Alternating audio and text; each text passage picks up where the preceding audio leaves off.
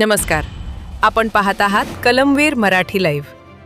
सेनगाव तालुक्यातील पानकन्हेरगाव येथे दारूबंदीच्या मागणीसाठी महिलांचा संताप उफाळून आला आहे.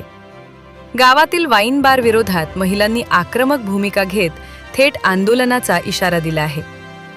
गावात वाढती दारू विक्री, तरुण पिढी व्यसनाच्या आहारी जात असल्याने तब्बल 600 महिलांच्या स्वाक्षऱ्यांसह ग्रामपंचायतीमार्फत प्रशासनाला निवेदन देण्यात आले आहे. महिलांची मागणी आहे की गावातील 4ही वाईन बारचे परवाने तात्काळ रद्द करण्यात यावेत. तसेच गावात गुप्त मतदान घेऊन ग्रामस्थांचे मत जाणून घ्यावे. महिलांनी आरोप केला आहे की काही ठिकाणी नियमबाह्य पद्धतीने दारू विक्री सुरू असून होम डिलिव्हरीद्वारेही दारू पुरवली जात आहे. यामुळे गावातील अनेक कुटुंबे उद्ध्वस्त होत असून महिला व शाळकरी मुलींमध्ये भीतीचे वातावरण निर्माण झाले आहे. गाव उद्ध्वस्त करणारे वाईन बार बंद झालेच पाहिजेत, अशी संतप्त प्रतिक्रिया महिला वर्गातून व्यक्त होत आहे.